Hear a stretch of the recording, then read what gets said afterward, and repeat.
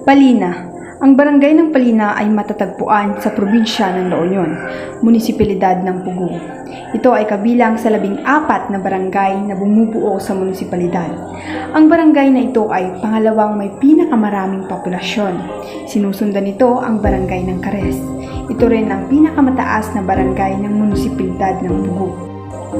Ang Palina ay matatagpuan sa humigit kumulang 16,326 at 20,4,875 sa isla ng Luzon. Ang taas sa mga coordinate na ito ay tinatansya sa 2,022.8 meters o 731.0 feet above the mean sea level. Tulad ng iba't ibang lugar dito sa Pilipinas, ang barangay ng Palina ay mayroon ding mga katutubong kaalaman na kanilang nagagamit sa kanilang paghahanap buhay. Ngayon ay ating sasamahang pumunta sa kanilang pinagtataniman, ang isa sa kilala sa pagtatanim ng iba't ibang mga halaman tulad ng gulay at prutas o tinatawag nilang panaggarden sa Ilocano.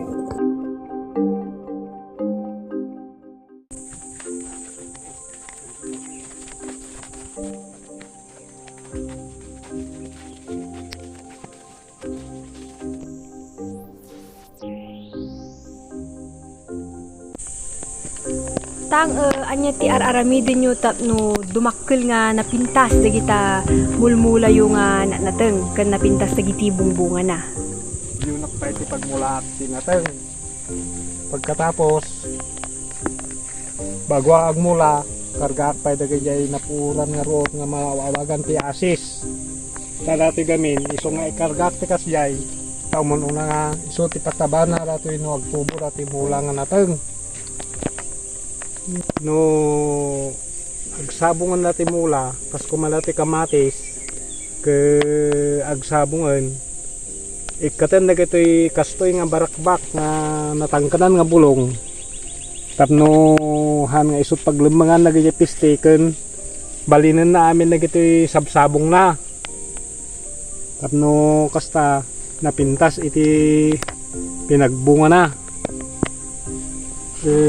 into no manen no ngumat nga to ke kwa adalat ta dijay continuous diya nga ikatem nag barakbak nga kakastini ya gilo nga dagitoy so ti proseso na dati pinagmulaan ti kamatis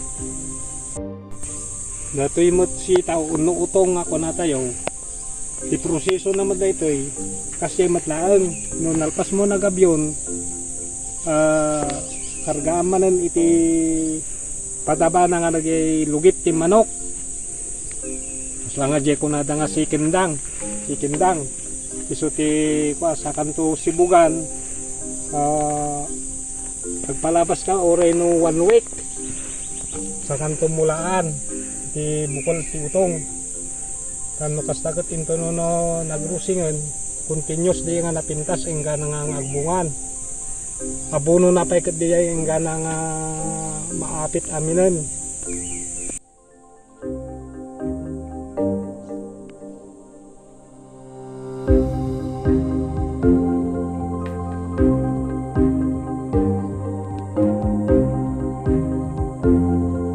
Isa pang kaalaman na kanilang nagagamit ay ang tinatawag nilang panagsuob. Ito ay ang pagpapausok sa ibaba ng mga puno upang mapaalis ang mga insektong pumepeste dito. Ito ay kadalasan nilang ginagawa pag namumulaklak na ang mga puno upang magkaroon ito ng magandang bunga.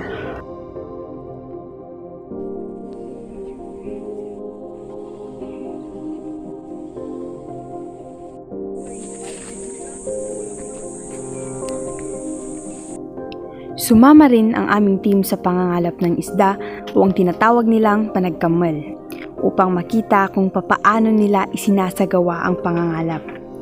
Bago kami makarating sa ilog na aming pupuntahan ay kinakailangan muna naming daanan ang matarik at matataas na mga bundok na ito.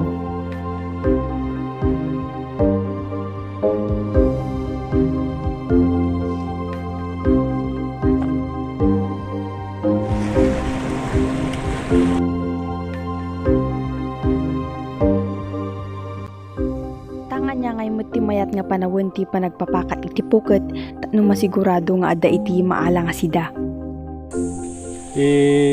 panawon mo ti kasla pinagipakat kadagiti kalap nga kas kumaiti pukot digay ninagliblibag ti karyan nga kasla kumadumakkel magtudo kasi kuma iso tinapintas bastahan na nga over iti kapigsa di danom ti karyan digay kasla pag-alana nga paglibag tadi jay isugamin nga kasyay ta dagay si dagbirok dati kanenda mo kasi nga limibag iti danom ti karyan so nga dijay ti mayat nga pinagpakat iti pukod ta sigurado nga adu ti sumrak iti pukod kastamat nga no agkamal ka ti rabi nga uray pukot malang ti nga ipakat may mati di ay rabi nga awan ti bula nga kabulanan nakasta ke rumwarda nga agbirok malang ti rabi nga ti kanenda tano gamin ada bulan nga nalawag ti rabi anda unay nga rumwar agi anda jay kuib nga ayanda jay dati nga balayda so nga kasya ti napintas nga pinagpakat iti kalap nga pukot dagiti sida gamin kay kayat day iti di jay kelep nga kunada nga awan ti bulan tapno kasta nasinget ket dagitoy naamuak kadagiti imununa nga lalakay nga nakadkadwak nga managkamkamel iso nga amok dagitoy nga maistorya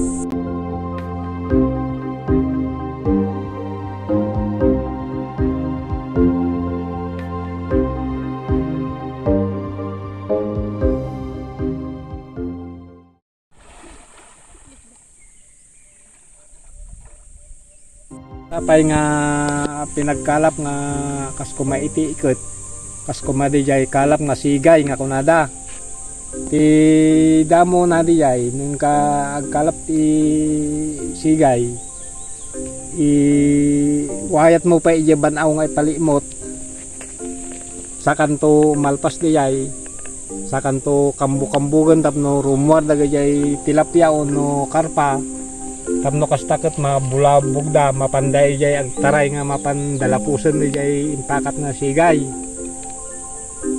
no kastakot makaalaka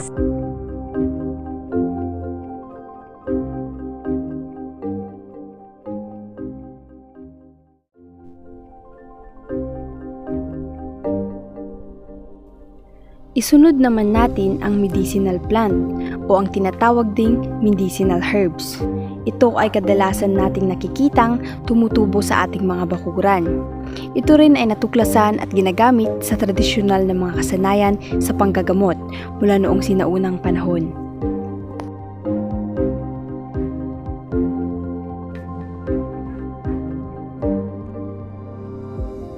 Dito sa barangay ng Palina, marami kang makikitang mga halamang gamot tulad na lamang ng mga sambong, kutsay, lagundi, irbaka, tawa-tawa at iba pa.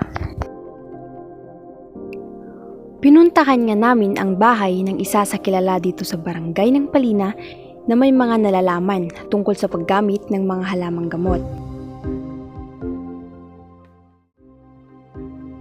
Anti anya dagita mula yung herbal plants ken kasano dagita nga makaagas. No je kumbaga je adati bukol na bulok kumbaga je na itugtugon no basta nablong ako. Kumbaga i-crush mo isuna tas kalga amti lana tinyog isot itapal mo. Nga tapno mang up ijay kumbaga nablo.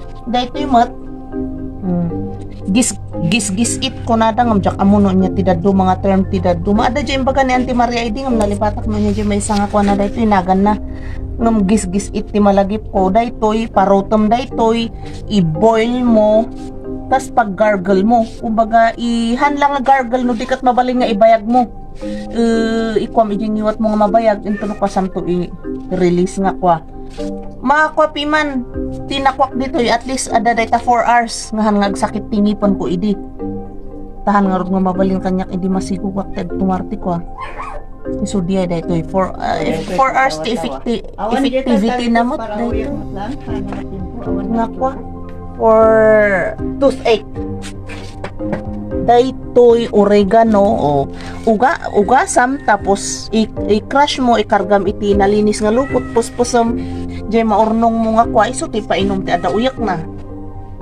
nalangot tapos daytoy pansit-pansitan para iti temok jay para iti ada arthritis na kas jay ngam adu dagi no i-search mo iti kwati taday tikot inquamot iti kumbaga inkwa iti DOH adu ti dumapay nga kuan na ngam kumbaga arthritis iti main nga kasla kuana tawa-tawa no dagi jay kwa although ada mo ti mga kuana daytoy Basta, kwanti ba?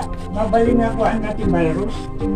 dahil tikot para jay no kwa i-boil mo matlang as in ipaitcham jay adading na dengue kas jay tapno kas lamang pa kwa mas nakukuha day kas lang baga at least ma-take mo daytoy kaysa ijay nagpait nga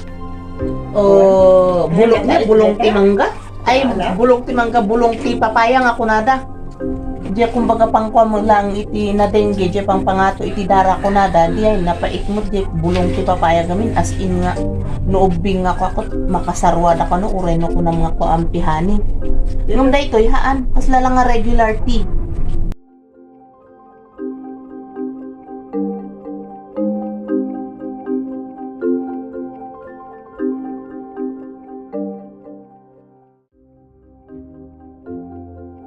Ang panghuli ay ang crafting. Ang crafting ay isa sa pangunahing hanap buhay ng mga taga-Palina. Kung pupunta ka sa barangay na ito, ay bubungad sa iyo ang iba't ibang pwesto ng mga mang-uukit. Dito makikita mo ang husay ng mga taga-Palina sa larangan ng pag-uukit. Tulad ng farming, fishing at medicinal plant, ang crafting ba pag-uukit ay meron ding mga katutubong kaalaman. Tulad ng pagpapalit ng dahon ng isang puno.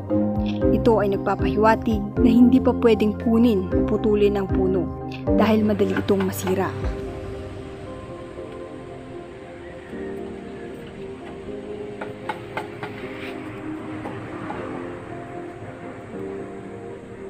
Iba tayo nga dahil pa no kasyati pa may mga lamitinda. Takabay kang punto nga lamitinda.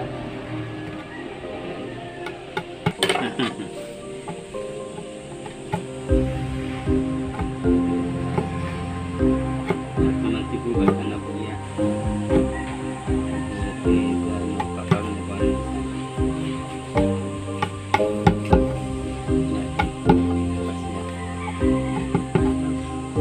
Takas siya sa kataktigan tayo.